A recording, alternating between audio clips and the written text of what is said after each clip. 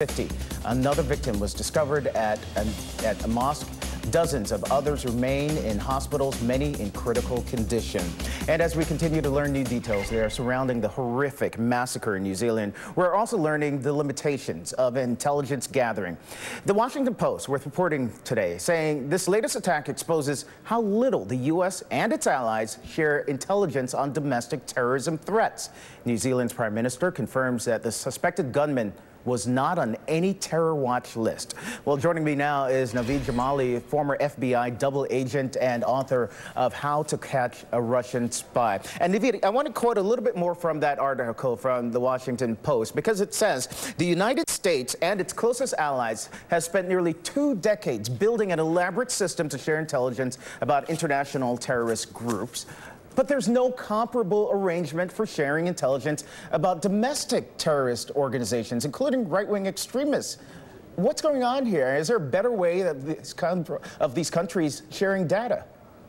Well, what's going on here is very simple. I mean, this little badge that I wear here as a naval intelligence warfare officer that I earned, I mean, when I was going through my schooling for the Navy, one of the things they drilled into us over and over and over again is, as an intelligence officer, you do not collect against U.S. persons.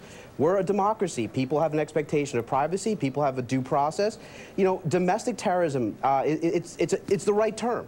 But from a legal standpoint, unless someone has committed a crime, we can't just start monitoring them. We can't actually act. We can't be a thought police. So it is very different to talk about someone who is a threat to national security, who has traveled to Syria, who is part of ISIS, and now is trying to come back to the United States. And that's where a lot of the intelligence amongst these Five Eyes countries actually happens. But when we're talking about U.S. persons who are acting within the United States and have not actually committed a crime, you know, this is what we call, Candace, a gap. There's a real gap about what law enforcement, and mind you, law enforcement can do here. And do you feel as if this will come back to haunt us in the future? Absolutely. I mean, it already has. I mean, if we go to the Pulse nightclub shooting, in the case of that was someone who was known by the FBI, was interviewed by the FBI, and, you know, they said, like, there's nothing here that we can charge him with. If you know, there's so many examples of this where, you know, these are people who are known, people who are reported, but until they commit a crime, law enforcement, which is the lead agency, which is the lead effort within the United States to counter this, really can't do much. And I think this sort of shows the limitation of our laws. I'm frustrated that we have a terror watch list, no-fly list, but we don't, if someone is on the terror watch list, guess what? They can still buy a gun. I mean, these are things where it seems like low-hanging fruit and things that we should be pushing on as Americans, and certainly our legislators should be pushing as well. Well, Naveed, as you're well aware, President Trump downplayed the threat of white nationalism. The facts, though, state otherwise, as you can see right there. Is the president right with this, and by ignoring these facts? He's completely wrong. I mean, look, white nationalism and domestic terrorism, whichever moniker you want to assign to it, has been a huge source of death and chaos within the United States, even just in the last few years, a number of attacks.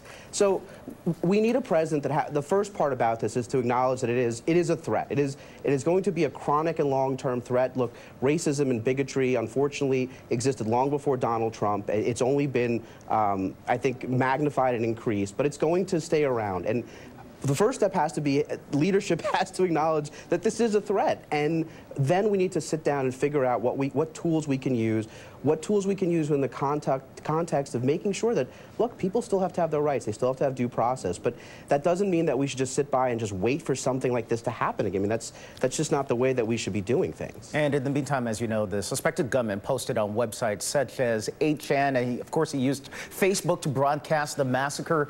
What kind of challenges do you figure like social media sites present to intel gathering itself?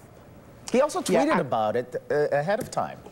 Yeah, you know, it's not shocking to me. We saw this again with the Pulse nightclub shooting, where he was posting onto Facebook as he did this, and this is a common refrain.